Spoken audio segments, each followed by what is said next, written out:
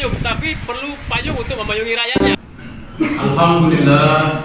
Alhamdulillahirabbil alamin. Assalatu wassalamu ala asyrafil anbiya'i wal mursalin wa ala alihi wa sahbihi ajma'in. Asyhadu an la ilaha illallah wa asyhadu anna Muhammadar Rasulullah. Allahumma shalli ala Muhammad wa ala ali Muhammad. Qala Allah ta'ala fi kitabihil karim. A'udzu billahi minasy syaithanir rajim. Bismillahirrahmanirrahim. Ya ayyuhalladzina amanu taqullaha haqqa tuqatih wa la tamutunna illa wa antum muslimun.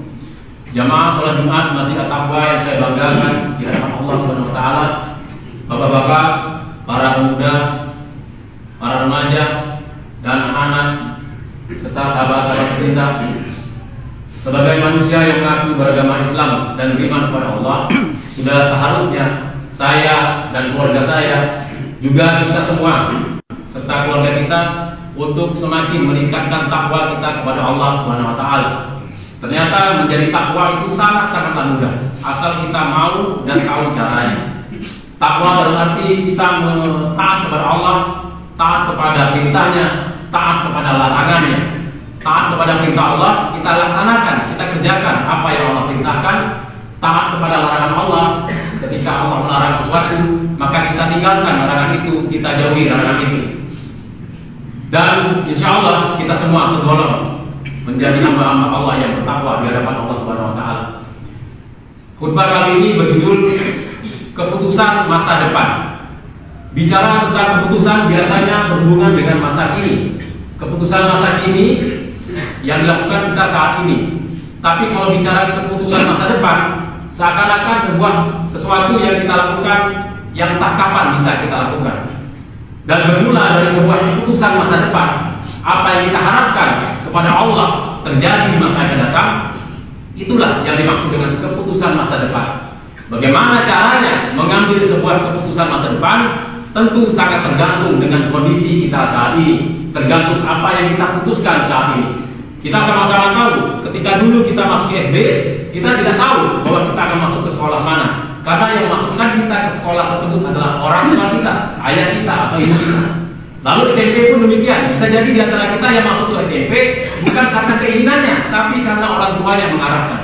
Dan ternyata setelah tamat SMP, masuk ke SMA atau sekolah tinggi lainnya, perguruan tinggi, sampai ke profesor sekalipun, berawal dari sebuah keputusan orang tua kita yang dahulu yang mengambil keputusan untuk menyekolahkan kita di sebuah sekolah SD. Bisa jadi yang kita lakukan saat ini tidak berhubungan dengan apa yang kita pelajari di SD, tapi keputusan orang tua kita di masa lalu yang membuat kita bisa sekolah di SD, yang membuat kita bisa membaca, menulis, dan belajar hal-hal lainnya. Itu adalah keputusan masa lalu yang dilakukan oleh orang kita pada masa saat orang tua kita saat itu. Nah, lalu apa kaitannya dengan keputusan masa depan? Allah telah berfirman dalam surat Ar-Ra'd ayat 11. A'udzu billahi minasyaitonir rajim. Bismillahirrahmanirrahim. Innallaha la yughayyiru ma biqaumin hatta yughayyiru ma bi anfusihim. Allah katakan dalam ayat tadi bahwa sungguh Allah tidak akan mengubah keadaan nasib suatu kaum sampai kaum itu mengubah keadaan yang ada pada diri mereka. Allah menjanjikan dengan sungguh-sungguh. Allah katakan bahwa Allah hanya akan mengubah kita kalau kita mau mengubah keadaan diri kita.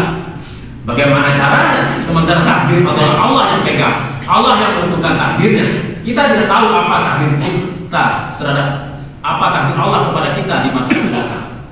Kita tidak tahu apa keputusan Allah terhadap masa depan kita, tapi kita punya kesempatan untuk berharap mendapatkan takdir yang terbaik dari Allah yang kita sesuaikan dengan keputusan kita. Dalam hal sekarang ini yang berhubungan dengan masa depan, sedikitnya ada 3 hal, yaitu pendidikan, kesehatan, dan sejahtera. Pendidikan, kita sama-sama tahu, kita bisa membaca Al-Quran karena kita belajar dulunya. Kita bisa membaca tulisan Latin karena kita dulu belajar di sekolah dasar. Lalu kesehatan, kita tahu bagaimana hidup sehat supaya tubuh kita sehat, supaya pikiran kita sehat, supaya kelakuan kita sehat. Kita tahu bagaimana hidup sehat, dan kesehatan sangat penting. Kita bisa beribadah dengan maksimal dengan cara yang sangat-sangat baik kalau kita badannya sehat, pikiran kita sehat, jiwa sosial kita juga sehat, bahkan ekonomi kita pun sehat. Lalu berhubungan juga dengan sejahtera. Ketika orang sejahtera hidupnya, berkecukupan, bisa menolong dirinya sendiri, bisa menolong keluarganya, bahkan bisa menolong orang lain untuk terlepas dari kesulitan hidupnya. Hal yang sangat mulia, pendidikan, kesehatan, dan sejahtera. Semua ini mencapai itu, semua ini punya pendidikan yang baik, semua ini punya kesehatan yang baik, semua ini sejahtera yang baik kondisinya. Nah, ternyata Allah telah mengatakan dalam surat At-Talaq ayat 2, A'udzu billahi minasyaitonir rajim. Wa may yattaqillaha yaj'al lahu makhraja. Barang siapa yang bertakwa kepada Allah, Allah akan berikan jalan keluar. Patokannya sederhana, takwa. Kalau kita semua takwa, saya dan keluarga saya takwa kepada Allah, kita semua takwa kepada Allah, Allah janjikan, dan janji Allah ini pasti jadi orang yang diberikan jalan keluar oleh Allah. Apapun masalahnya, kita sama-sama tahu, saya dan keluarga saya, kita semua dan keluarga kita punya masa lalu. Masa lalu bisa jadi yang buruk, yang menjadi aib kalau diucapkan sekarang.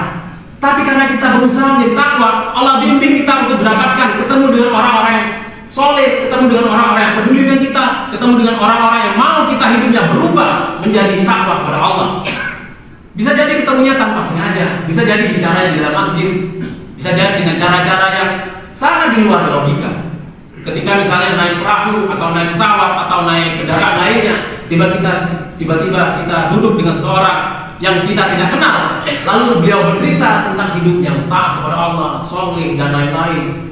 Padahal kita tidak bermaksud mengharapkan orang itu bercerita. Tiba-tiba saja dia bercerita dan tanpa putus-putusnya, yang membuat kita bahkan bisa meneteskan air mata saat itu. Karena apa? Karena dia menyebutkan nama Allah, yang membuat hati kita bergetar karena ada rasa iman dalam diri kita. Dalam diri kita masih ada iman, sehingga ketika orang itu menyampaikan takwa, langsung nyambung.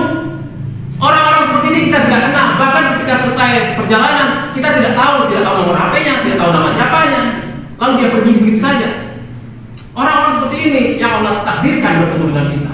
Bisa jadi karena ada keimanan dalam diri kita, membuat kita ingin berubah. Allah janjikan dalam surah Al-Qur'an ayat 11 tadi bahwa Allah tidak akan mengubah nasib kita kecuali kalau kita mengubah keadaan yang pada diri kita. Pendidikan, kesehatan, dan sejahtera itu penting, tapi mesti dilandasi dengan takwa. Jamaah sholat Jumat yang saya banggakan di hadapan Allah Subhanahu wa taala, bapak-bapak, para pemuda, para remaja, dan anak-anak, serta sahabat-sahabat tercinta. Orang normal paham bahwa pendidikan mesti dilandasi dengan takwa. Orang normal paham juga bahwa kesehatan pun mesti dilandasi dengan takwa. Dan orang normal paham bahwa sejahtera juga dilandasi dengan takwa, agar kita betul-betul menjadi hamba Allah yang diridhoi hidup di dunia dan juga nanti bahagia di akhirat. Jamaah yang kami banggakan di hadapan Allah Subhanahu wa taala, para pemuda, para remaja dan anak-anak, serta sahabat-sahabat tercinta, insya Allah keputusan kita hari ini menentukan siapa kita nanti. Fastaghfiruhu innahu huwal ghafurur rahim. Sahabat-sahabat tercinta serta netizen, insya Allah keputusan kita hari ini menentukan siapa kita nanti. Saya Dr. Zaril 810, pastikan kita sehat, orang normal paham. Salam dari Bangka Belitung. Assalamualaikum warahmatullahi wabarakatuh. Allahu Akbar, merdeka.